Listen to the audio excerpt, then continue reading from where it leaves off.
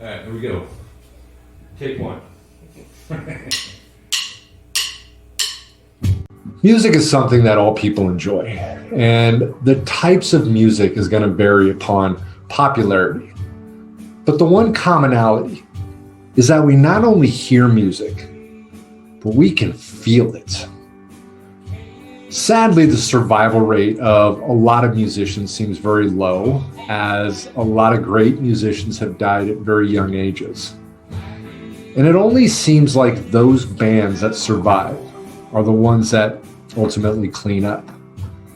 You know, my favorite band of all time was the Grateful Dead. And sadly, a few of the members died over the years, and two of them were a direct result of substance abuse. Ron McGurran, who was the keyboardist, the original keyboardist, and he played from 1965 up until 1973, when Keith Godshaw came in because of him being very sick and having liver problems. In 1974, he died at the age of 27, and his liver hemorrhaged. Can you imagine? The age of 27 and his liver hemorrhaged. Brent Midland, who was the third keyboardist for the Grateful Dead, he died in 1991 of a speedball. Jerry Garcia, who was kind of the lead member of the Grateful Dead, lead guitarist and one of the singers, he died in 1995, which ultimately ended the band. And ironically enough, he was sober at the time, but it probably was a direct result of his heavy heroin use over the years. Now we're going to meet today a musician who walked out of that world, and he survived the horrors, allowing him to be a part of a great journey in helping others learn that being clean and sober doesn't mean that we have to hide from the world. Please stay tuned. See you in a minute.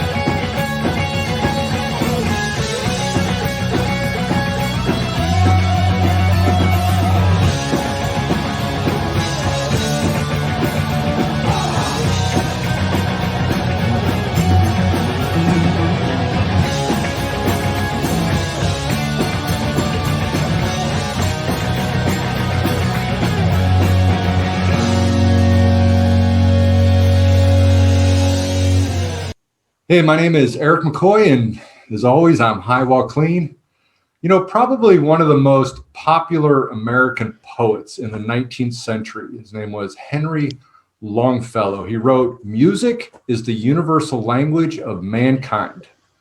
Now, I'd probably say music certainly isn't a universal language in the sense that you could use it to express any thought to any person on the planet, but music does have the power to evoke deep, primal feelings at the core of what we could probably call the shared human experience.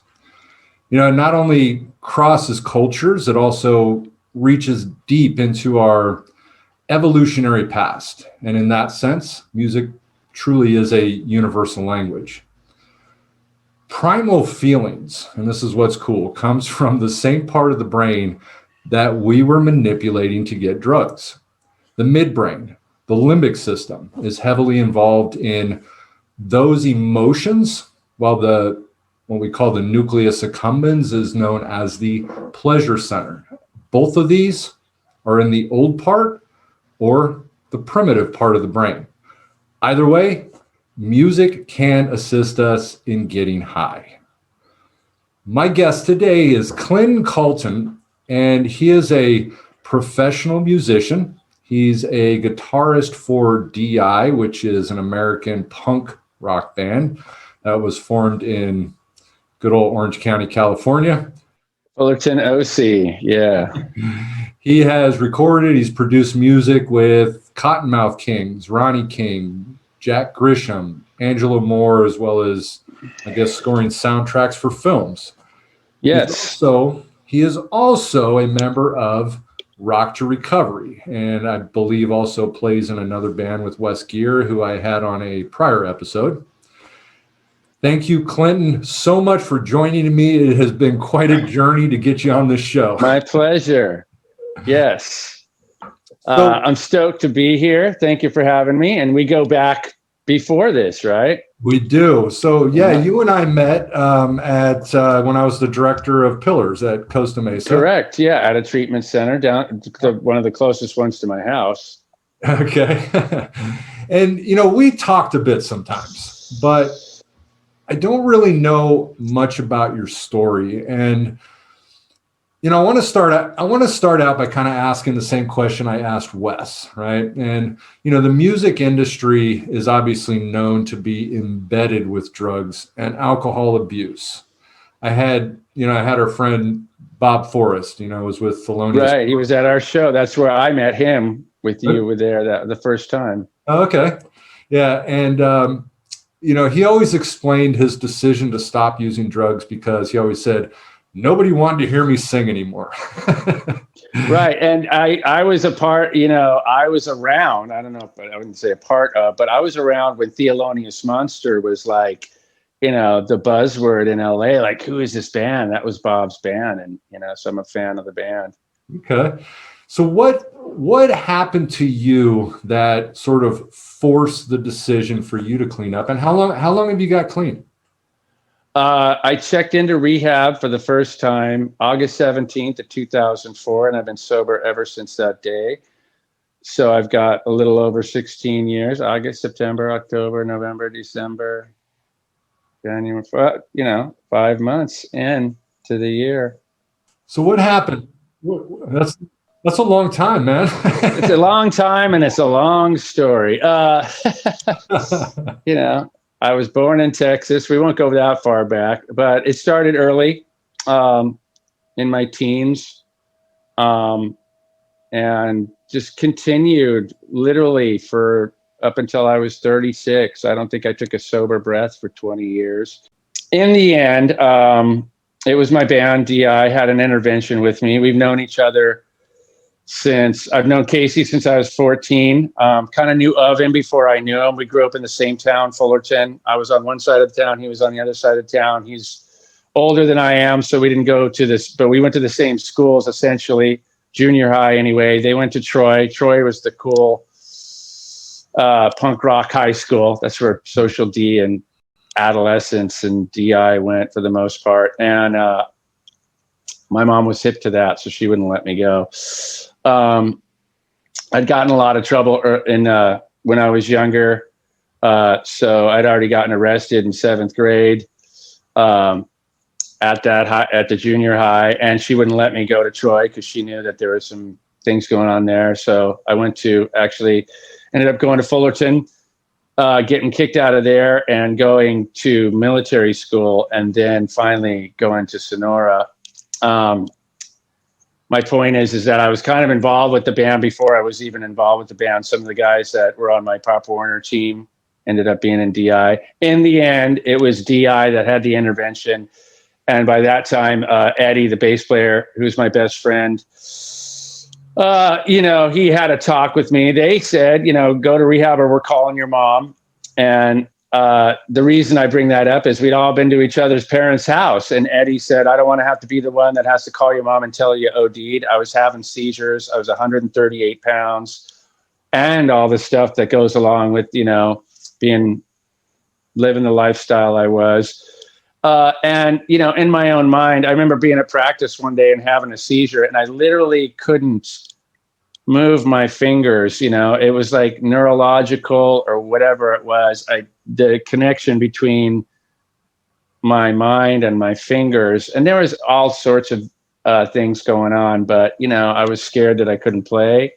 That may seem superficial, but, you know, because I couldn't make it as a rock star anyway at that point. But I was like, I need to do something where I might lose my ability to play music, which is one of the only things that I have that I think I can do. So I checked into rehab. That was in 2004, you said, right? August 17th of 2004, I checked in for the first time, and I've been sober ever since that day. So today I have over 16 years of sobriety. The reason I love to have, you know, like you on here, love to have Wes on here. Thank you. You know, is there's a different dimension to this because, you know, like your drug use, stuff like that is no different than other people, you know. I mean, we all go through this hell. I mean, you may be doing different things, but the substance abuse results in the same things. Yes. But the difference, I agree. The difference being, and what I love about this, and this is what we had talked about, is that, you know, when you get clean and then you still live in that environment, right? You live in the world of, you know, all your triggers, right? All the things that you know, and the fact that, you know, you can show the world that it is possible. It's not about running from drugs. It's about learning to live in a world where they are and not having to do it ourselves. I totally agree. As a matter of fact, a drummer friend of mine who's also getting his PhD in neuro something cool and is relating that studies to music and is also collaborating a bit with Rock to Recovery. We were talking about the unique position that, for instance, I have, but to get back into that, I wanted, you know, I think I'm pretty cool. I wanted to be cool without the drugs and alcohol, you know. And in my mind, it's like, I didn't want to change who I was necessarily in the beginning. I just wanted to change how I was, I think. But then when you go through, for me, AA and the steps, by default, you become a better person, a different person, if you do them. It's about finding who you are, finding yourself, being yourself, and then finding that life can be fun, enjoyable, and that we still get high. Yes. But we do it in a way that doesn't have the side effects, right? We do it in a way that we don't end up in hospitals. We don't or you'd end up having a seizure and getting the nickname Rocket Man because you had so many seizures, you know? Is that what you got? Yeah, because I would be like, you know, taking off in a rocket over there, flopping on the floor, you know, and then we laugh about it now, but that, you know, that was a common occurrence towards the end, and I refused to do anything about it. What was your drug of choice? Alcohol, for sure. I mean, I was kind of a garbage truck in the sense that I was experimenting with a little bit of everything, especially in the earlier days. I had actually, I guess my, you know, as it talks about in, you know, AA or in some cases NA as well, but, you know, my idea of controlled drinking, I guess, or controlling it in general, you know, I was like, well, I'll just quit the hard drugs and just drink, you know, which is a rationalization to a degree, of course. And that it took me, like Jack Daniels took me to some really dark places that I, you know, just like any other whatever would be to me, because I've tried a lot. And so that wasn't really a good plan. And I actually had a plan where, you know, in a punk rock band, you're not in a limo, you know, you're in a van. And I had to even hide my drinking from my band, you know, in the end. My plan would be to like drink all night and into the morning and then pass out all day. So I actually wouldn't drink all day. that was one of my plans. You know, that's a sad plan. You know, they're out in Mount Shasta in the snow making a snowman and I'm passed out in the van, you know? Yeah, I want to reiterate to all the listeners that, alcohol is by far the most dangerous drug out there. It's bad. I could agree with that certainly in my case. But I think the thing is and it talks about this in the book, alcoholics tend to perish versus OD, and as Wes said, the guitar player, the interim guitar player before and when he got the gig died of alcoholism. And it certainly could have been the case for me, or I could have just dragged it out another 20 years, because the social acceptance of it, it's everywhere, unless you're in a dry county at 6:00 on a Sunday and it's locked. My favorite band of all time. We used to joke about it. Grateful Dead. we did. We will again till the sun sets, maybe. Yeah. And, it always reminds me, Ron McGurnan, who was the original keyboardist for them from, 65 up until 1974, when he died, his liver hemorrhaged. Right. And he was in that 27-year-old list. Right. Yeah. It just boom one day, who knows how much damage I've done over, drinking an 18-pack a day for, it started with one. And by the end, I'm drinking an 18-pack a day. Yeah. And it's and that's the thing, especially in the music world, it's, the ones that hit the drugs hard, hit the alcohol hard, and they don't stop, die young. The only bands that survive are the ones that get clean. Yeah, it's there's a lot of evidence to back that up for sure. Or the guys who never were. I remember literally when I had to move across town, I was moving high schools a lot. So I had some friends that retained, but I went from Fullerton to Stanton Military School. Finally, I begged my mom to let me go to public school, which went up in La Habra, actually. And there's a guitar shop up there. And there was a guy that taught guitar. And I had never seen somebody play guitar that well in person. I saw him play at a backyard party. He now plays for Paul McCartney. Paul discovered him. But it wasn't even until I got sober that I looked at this guy, and every time I had seen him, I'd never seen him out of control or drunk. He was always very respectful, and I got it right. At some point I was like, this guy's probably not an alcoholic, and I am. Yeah. Now you are obviously in Rock to Recovery now. Yes. And you are got a big the shirt. Got the hat.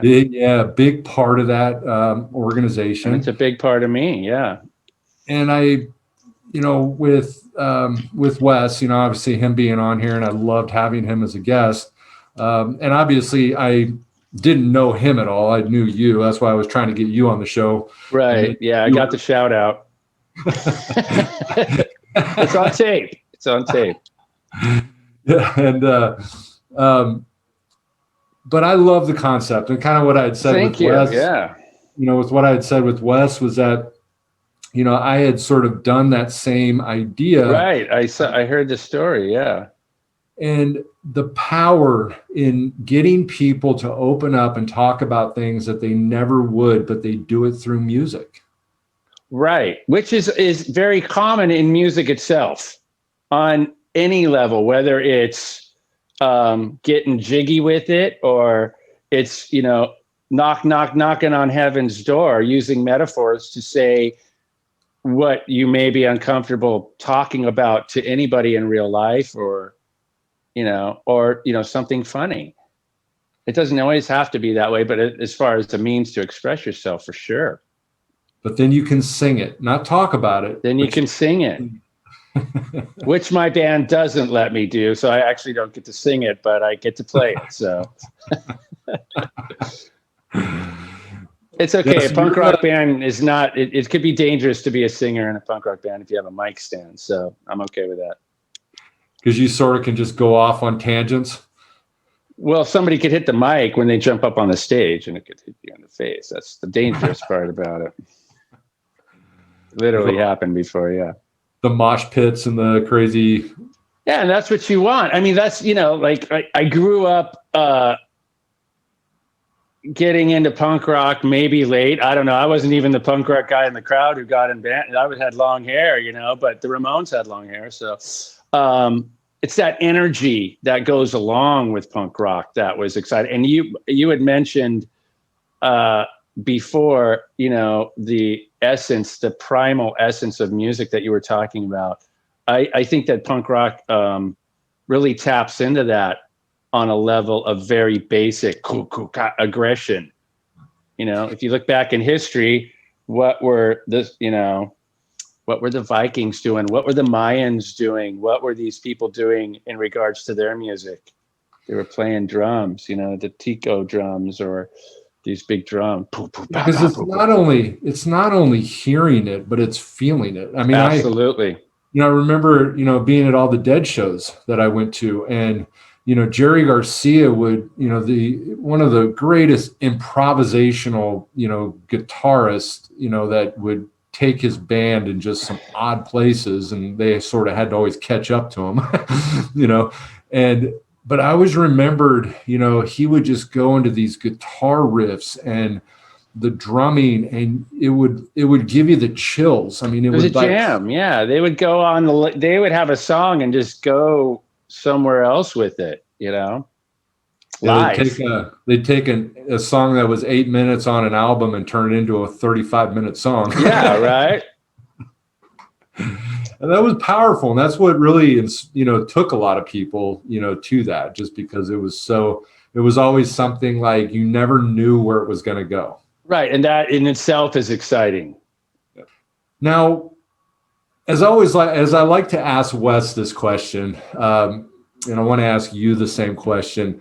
What would be a story that you could tell of an experience that you had with a client that just gave you this, like, wow? I watched your episode with Wes, and it's so many. And I don't think a lot of people really grasp what rock recovery does, and that's okay. And even myself, I got the job. We talk about maybe, being in the right place at the right time, a God shot, or whatever you call it in AA, or however you feel about it. I've been in the right place at the right time many times as far as trying to make a music career. And it didn't work out too well, right? It didn't last, right? Yeah. One thing that has stuck with me is, a term that says an alcoholic or an addict will adjust their goals to meet their behavior. And when I got sober, I was able to adjust my behavior to meet my goals. I didn't know what I wanted to do. Somebody was like, dude, be a drug and alcohol counselor. I'm like, well, I got nothing else going on. I can't make it as a punk rock. I couldn't even make it as a punk rocker, and I had to, stepping into a band like DI was like perfect, already established, this and that. But like I said, we're kind of an underground band. It's not like we're going to win a Grammy or anything, or would want to. So I was like, okay, well, maybe I'll just go to school and check it out, and I did. And then all of a sudden I'm going into school, and then I'm graduating, and Wes comes into my home group. And another friend of ours was like, dude, you should check out Rock to Recovery. I'm like, what is Rock to Recovery? Like, oh, they do music and rehab. I didn't know. I remember, like, when one of the guys who trained me, Brandon Jordan, was like, hey, dude, this job has changed me. I'm a different dude. I was like, okay, great. Yeah, whatever.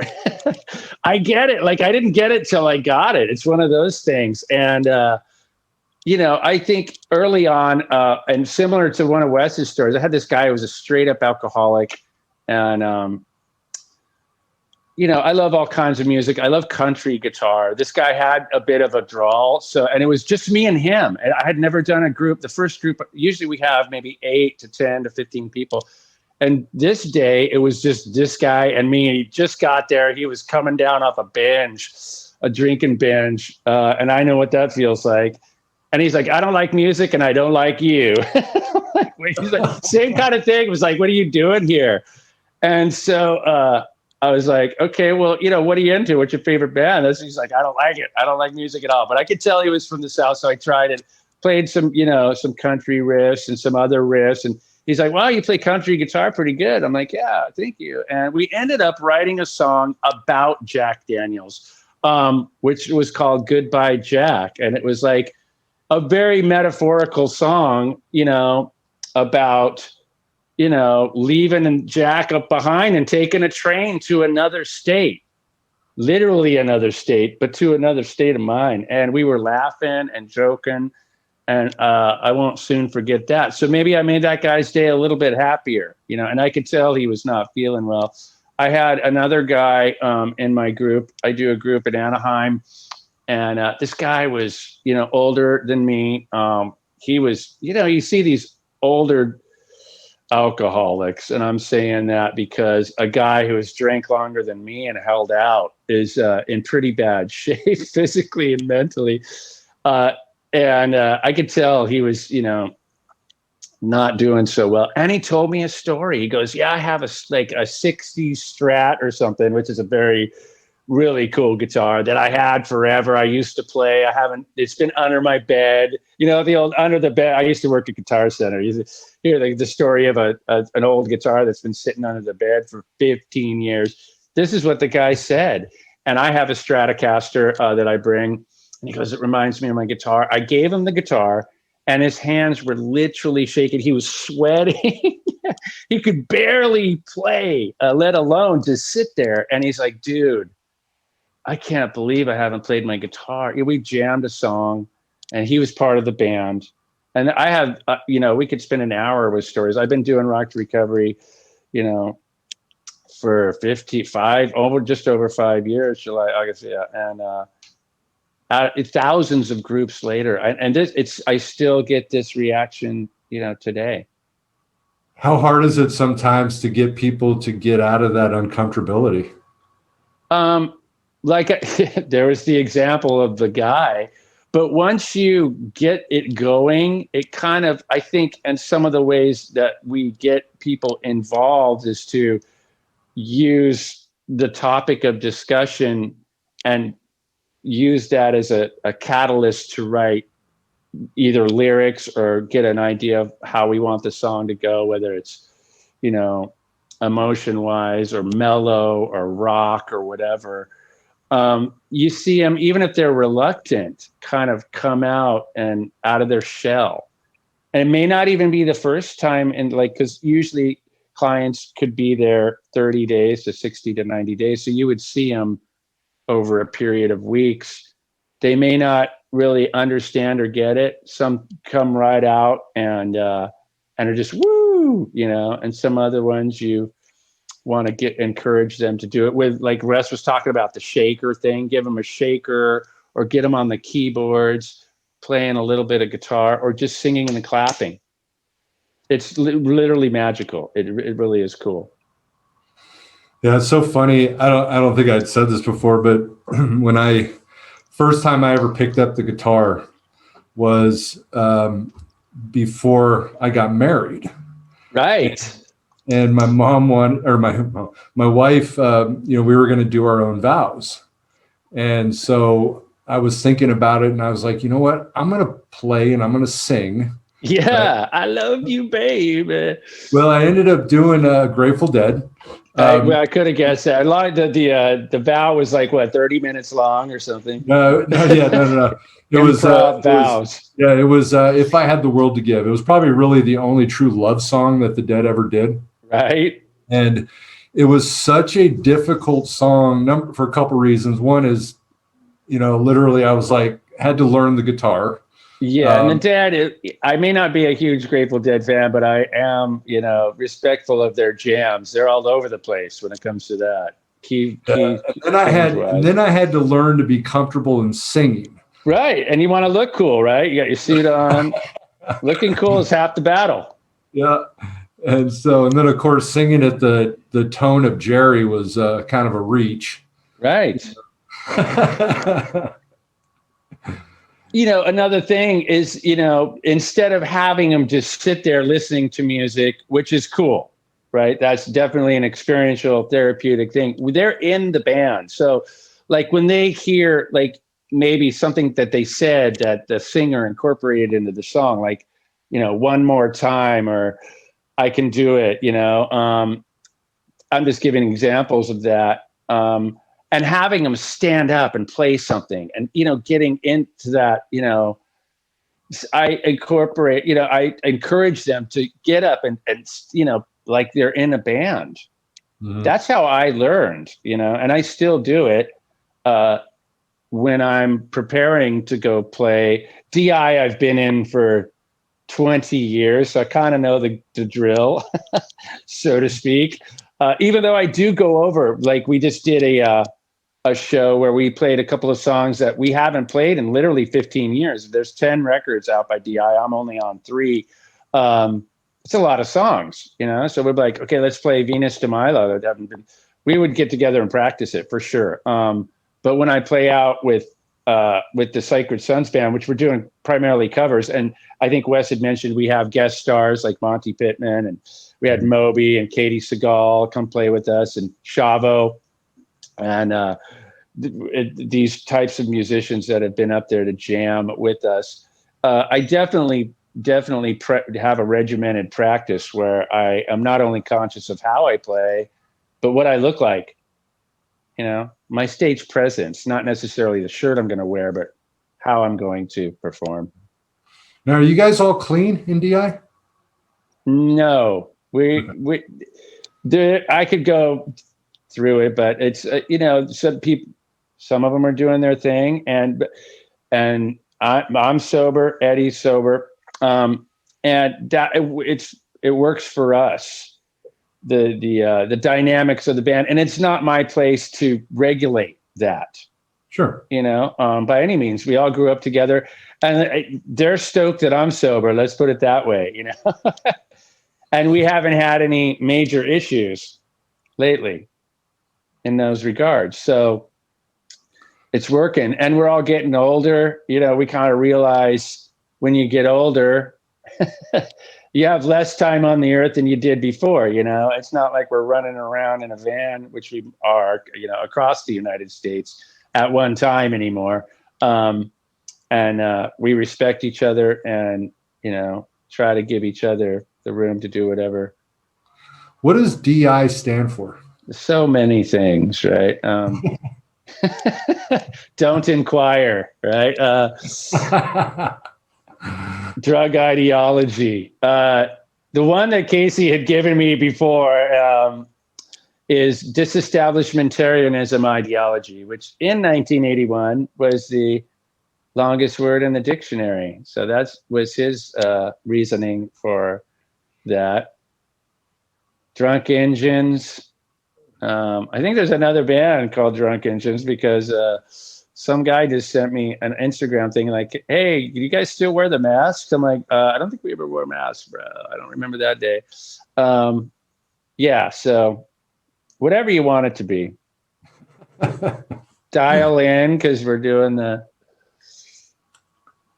Orange County was such a punk scene. Yeah, right?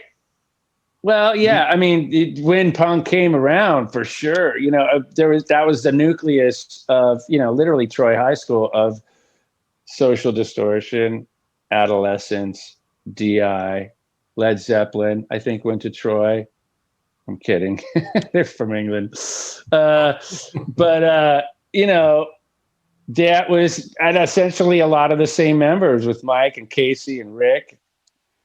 And the guys that were hanging out there. And I was, like I said, much younger. And and my sister was older, in between, you know, Casey and Mike and myself. So it was really her that I remember she got the Sex Pistols record literally like the week it came out. It blew my mind. I'm listening to like, you know, some Kansas in my room, you know, figuring out, you know, Dust in the Wind or Freebird or something, and I hear this like, fuck this and fuck. Can we cuss on this show? Oh yeah. like Johnny Rotten cussing. And I was like, this is it, man. I'm down for this. And the Damned, Phantasmagoria. And of course, the Ramones. It was like a whole new thing, stripped down. So now, so you got Rock to Recovery that you're doing. You got DI that you're doing. What else you got? You got other things that you're working on? I know we had talked. Yeah, I mean, it's and we were talking about this. I think one of the questions you sent me was, what does Rock to Recovery mean to me? It means a purpose that I didn't even know. Part of what we do is we work with the United States Air Force. There's a whole other aspect, is that we get to go out to Air Force bases and work with the Air Force wounded warriors, veterans, and their families. I mean, it's mind blowing. And if anybody knows what punk rock stands for, the ethos is anarchy.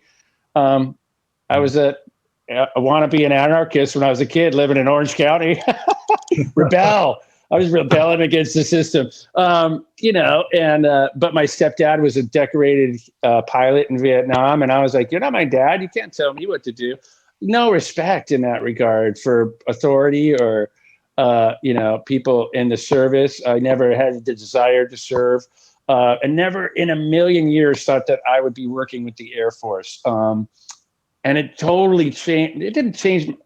It did change my views. But my point is that I still wouldn't want to enlist. It's a little late in the game for me, but to have the honor of working with these heroes, that I can respect, and I don't have to be on a political platform to do that. Once again, you said music is the international language, and it was intimidating for me, and Wes was the one who made this happen. And to go in with these heroes and veterans, but at the end of the day, it's asking for help is something that an addict or somebody with PTSD or somebody struggling with addiction or mental health issues can reach out and be on the same plane on that. And music can help us connect in that regard. It's hard for a lot of people to ask for help. Right. There's that, we had talked about it, with some veterans in Rock to Recovery, where there's that term, got your six. But when you get out of a mission and you're out there, or especially, if you're injured and you can't, there's that kind of pride thing it's hard for them to ask for help. And on that level, I can relate where I don't know if it was pride. It was all kinds of different things for me, but I didn't want to ask for help. I didn't want it. I didn't think I needed it. I didn't, there was that example of, my best friend getting sober. I was like, well, maybe this will work. So, yeah. And as a result of that, I had, like I said, I wasn't always the punk rocker. I love punk rock, but quite frankly, I was into a lot of other stuff when I was growing up. My mom's a big Carpenters fan. And when I first met Eddie before DI, he's in a band with his dad. They're playing all these old standards like, Georgia, all the way back to Spike Jones, the original Spike Jones from the 30s, Hold That Tiger. And it blew my mind. I was like, wow, these guys know everything, they're going from 30s to punk rock. And if you think about it, and I've talked to Casey about this, and guys that were in that first wave of California punk, or I got to talk with Marky Ramone, like, what is your favorite band? Before the Ramones, before the Sex Pistols, before the Damned, what were they listening to? Mm-hmm. They were listening to Boston and ELO and the Beatles and drawing from those types of because punk rock didn't really exist at that time. Yeah, I mean, like, who was the first guy to do it? Malcolm McLaren, or was it the Damned, or was it Billie Eilish? Who knows? Yeah. Right. So yeah, I drew from, and also before I got in DI, and when I was a struggling musician, I got in a cover band, and I was literally playing in bars like the Blues Brothers for 4 years at 4 hours a night. And we actually had to play. We were playing everything from Johnny Cash to the Red Hot Chili Peppers. And that's where I learned how to play bass. And that's where I ended up getting the gig with Rock to Recovery. By default, there's 8 at that time, 6 or 7 guitar players. I'm like, I'll play bass. And I enjoy playing the instrument. So that opened up a whole new door for us. And then Wes wanted to do another project, and he asked me to play bass. So we're doing a band called Hu3m3n, Hu3m3n. And that's somewhere between Radiohead, Depeche Mode, and some other rock bands. And that's exciting. You know, we're older. We've been, we got the drummer from Train to jam on some songs with us. We're working with the guys from Orgy to help us mix it. I'm not going to bring a broom and a dustpan to pick up all the name dropping, but my point is that we have some experienced and also sober guys that are part of the mix, and it feels good whether we, make it. And that's a whole different term to us, I think now. We want to do it the right way. So we're very passionate about how well it's done and how we do it, down to the marketing and visually, we're passionate about that, and we're taking it seriously. But, and I can't speak for everybody, but, I know that at the end of the day, if nothing happens to it, I'm not going to drink over it, Sure. And that at the end of any day, I think that's my goal. I wrote that book, that I wrote was Pain, Failure, and Misery are the stepping stones to success, Right. And, failure doesn't exist unless you actually give up, or what does that actually really mean? I mean, it's like, what does that mean? Yeah. If you went about doing something that you enjoyed and you absolutely loved, and it didn't hit the top 10, type of scenario, you still had fun. You still enjoyed it, and it still may have meant something to you. Right. Well, I love history of bands, like, the Classic Four is quite literally a classic example of some band who you probably never even heard of. They wrote Spooky and Traces, and they had a number 2 and a number 3 hit. They just never where are they now? You know what I mean? But what you were talking about, yeah, it's the journey, not the destination. But luckily I didn't give. And what you were talking about is like, I didn't know where to go. Like, I tried to give up. I'm like, I was working as a teacher's aide. I worked as a waiter. I couldn't make it in college, a lot for many different reasons. And I was like, but I kept going thinking like, maybe I'll get that break, 10 years goes by, 20 years, and then Rock to Recovery comes along. I get sober, and I'm like, wow, I found a passion that I can turn into a career as a job, and also utilize, that's what I was talking about with my friend. Like, I'm in a unique position to utilize talking about all the stupid drunken episodes I've done. And as part of, if a guy from DI can stay sober and go out and become a drug and alcohol counselor and tour the world and play with the dude from Korn and Madonna's guitar player and Moby and I got to go play with Lindsey Sterling last year for a benefit for Chester Bennington's widow. She's one of the premier violin players in the world, and they gave me the opportunity to go play. We played Final Countdown, of all things. And I mean, come on, that's like a dream come true. I never thought I could be as cool as Bowie. But I thought maybe I could be the guy behind Bowie, like Earl Slick, remember, or all the guitar players he's had. Maybe I could be the guy behind the guy that's cool. And I've achieved that. And that feels good. The natural high, let me tell you. With like somebody like Chester Bennington. So obviously he had committed suicide. And I have a question on that, within the music world. You look at him, he was big, he was, well known, that kind of stuff. And one of the biggest in the world, for sure. And how does that, play out in terms of depression? I mean, is that something do you think it's mental illness, or do you think it's a life of like loneliness? I think, it's what I think, and I'm not, it's out of my scope of practice, so to speak, to diagnose anybody. What I think is it's a combination of a lot of things. And Wes has talked about this, and we've even talked about this on a personal level. It's like, a guy like Chester actually used to go to my club out here. And I had seen him, and here's a great example. I had seen him at one of my groups. And I was like, and he was wearing like a trench coat or whatever. I'm like, ew, dude, is that Chester? And I'm thinking, well, I'm in DI. Does he even know who DI is? Can I even approach him on that level? I didn't even want to like go up to him because he's probably getting hit up by tons of, can I get your, you don't want to take a picture of him. But you know what I'm saying? Yep. Even I felt like intimidated by even kind of bothering him. And maybe on the other side of that, he felt isolated from being just a normal alcoholic, one of the herd. I could go to a meeting anywhere in the world and just say, I'm Clint. I didn't talk about DI, and I still don't. People know me in my meeting now, especially because of Rock to Recovery, because I'm out there. But the first couple of years, I never talked about anything I did in AA. And like, so people in my group didn't even know I was in a band, right?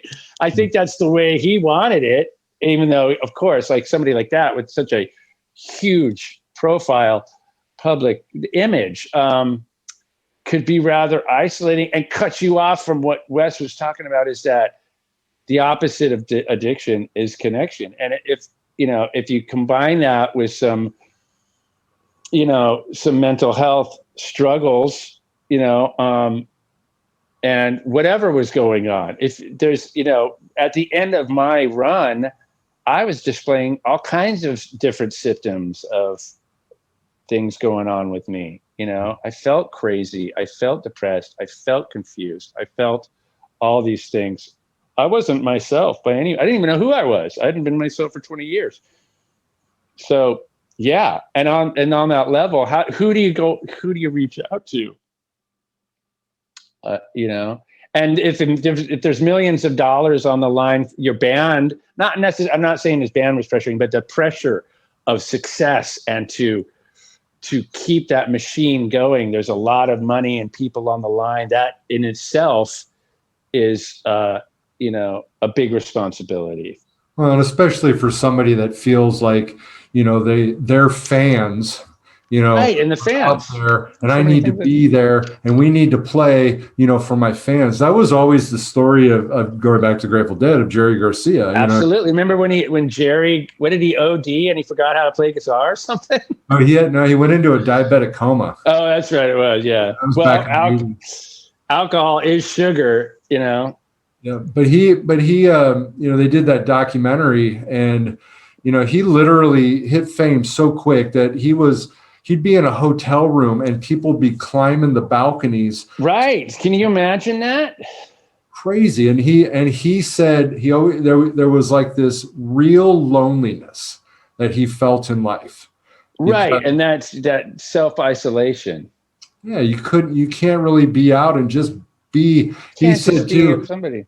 He said, all these people have a Grateful Dead. We don't have that. I remember him saying that. You don't even have that, right?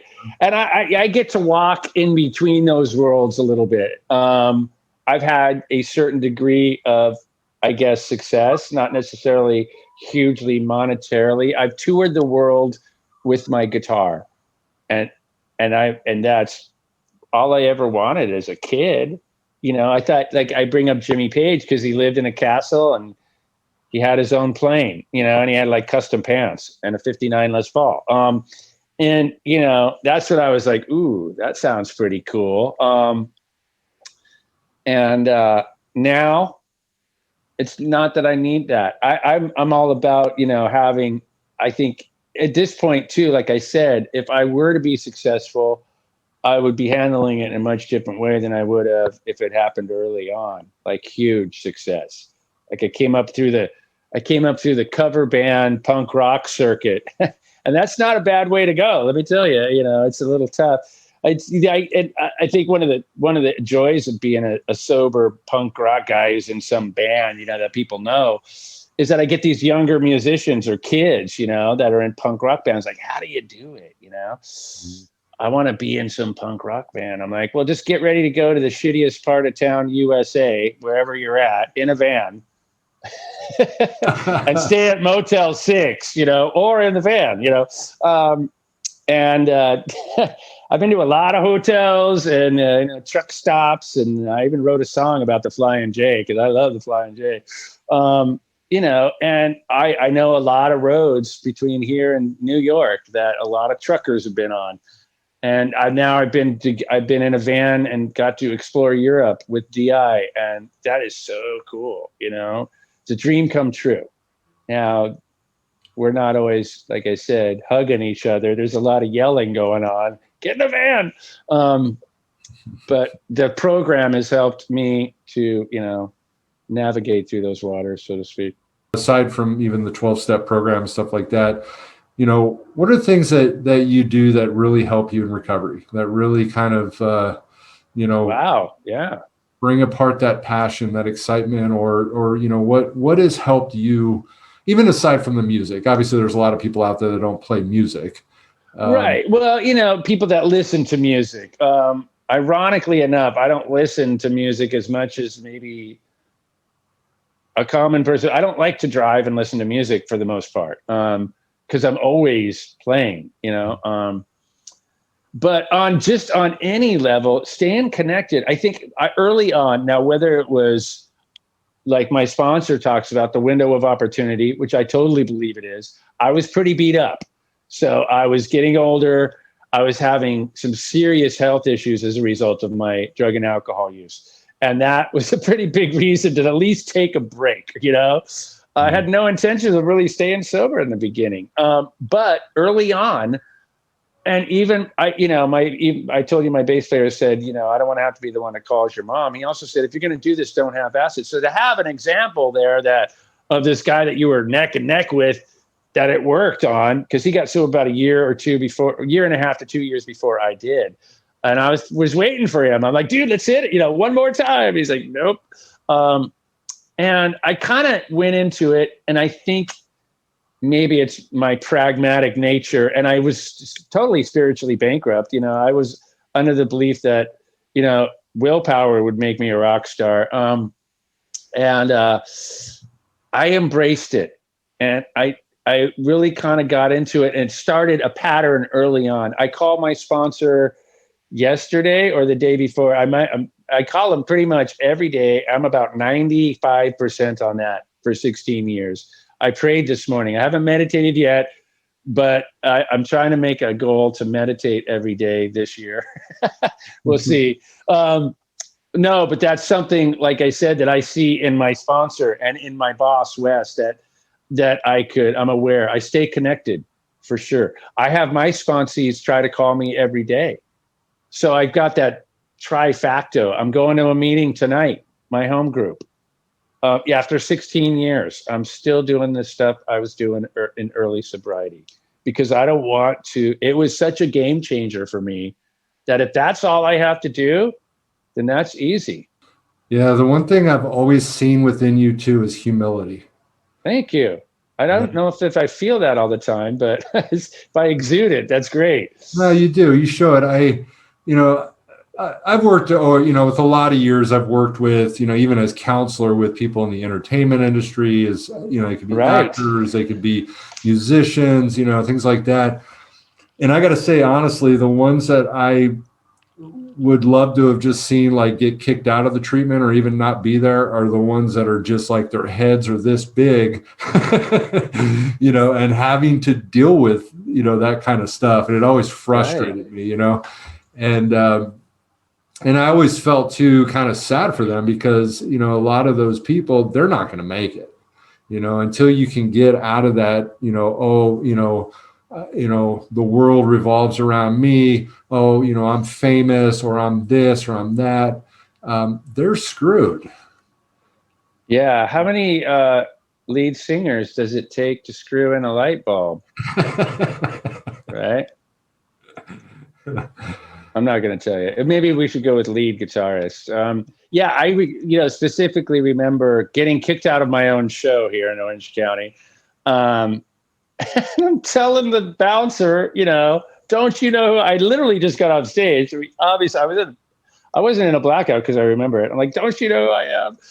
And he goes, of course I know who you are. And he literally throws me out. And the band's laughing. Of course, I don't have a car, so I'm stuck in the parking lot for the next hour while the other band goes on, and at my own show. And I just broke my last beer, so on the ground, you don't know who I am. I'm lucky the guy didn't kick my ass. The only reason he didn't is because, you know, I'm in the band, I guess. And I was like, fuck this guy. That guy's an asshole. I get sober. This is a few years later. I see the guy at Target, right? I'm like, well, I'm going to try this amends thing again. You know, it's worked out before. This is a hard one, man. He didn't recognize me. This guy is 6'4" bouncer. Like he's a badass. And I'm telling this guy to, you know, go fuck himself. And I walk up to him and say, hey, bro, hey, dude, you remember me? And he looks at me. He's like, no, I look like a different guy, you know.